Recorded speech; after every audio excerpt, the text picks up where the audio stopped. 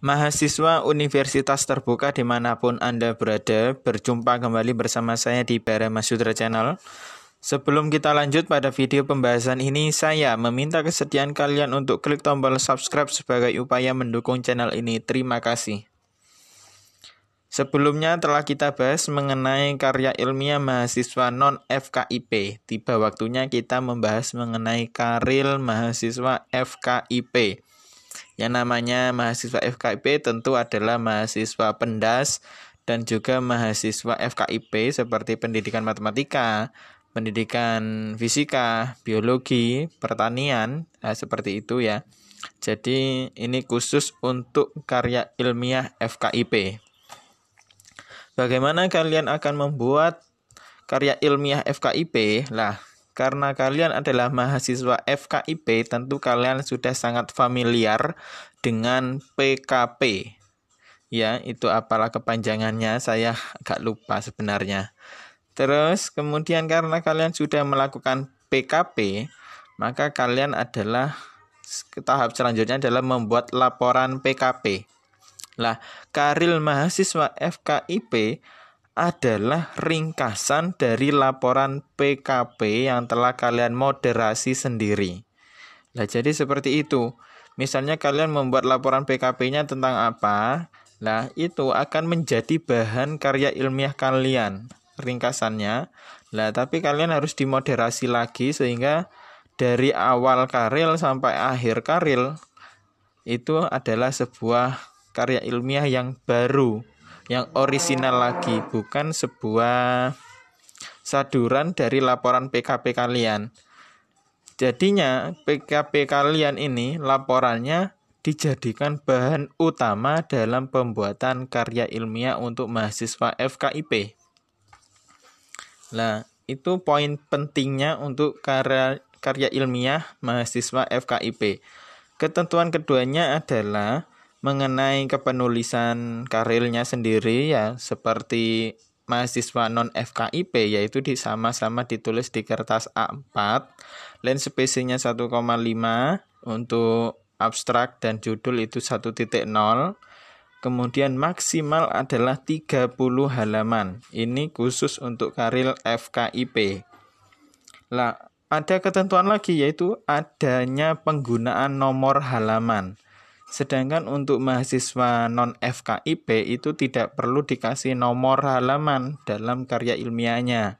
Namun untuk mahasiswa FKIP ditentukan yaitu penggunaan nomor halaman yang mana diletakkan di pinggir kanan bawah ya. Terus kemudian untuk masalah formatnya juga sama, yaitu menggunakan Microsoft Office Word ya, format DOC atau DOCX ya, ataupun kalian bisa menggunakan RTF dan ODT ya.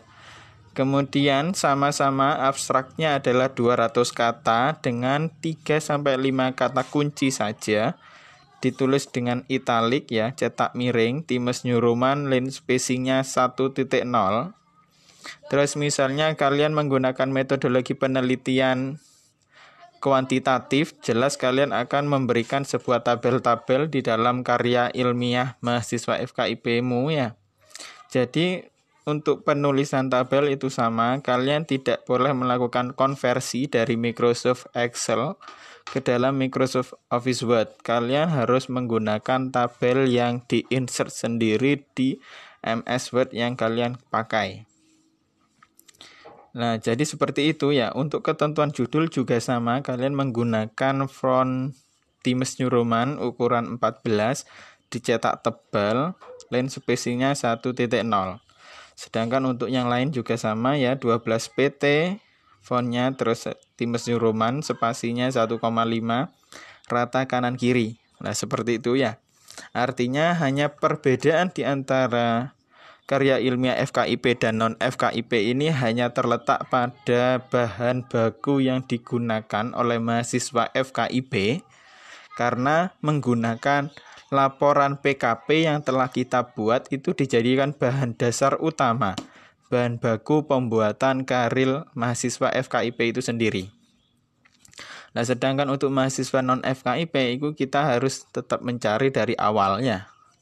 Jadi kita hanya melakukan moderasi terhadap ringkasan laporan PKP yang telah kita serahkan, dijadikan sebuah karya ilmiah dalam bentuk yang telah dimoderasi, yang kembali bersih, kembali baru ya, terlihat baru, orisinal, dan bukan sebuah saduran dari ataupun bukan plagiat ya dari laporan PKP kita. Artinya kalian harus membuat awal lagi, tapi ringkasannya itu sama antara laporan PKP dan karya FKIP itu nanti menghasilkan sebuah tujuan yang sama, apa yang hendak kita teliti ya, seperti itu. Itulah beberapa ketentuan mengenai karya mahasiswa FKIP. Jika ada pertanyaan silakan sampaikan di kolom komentar ya. Saya ucapkan selamat kepada mahasiswa yang sudah menempuh karya.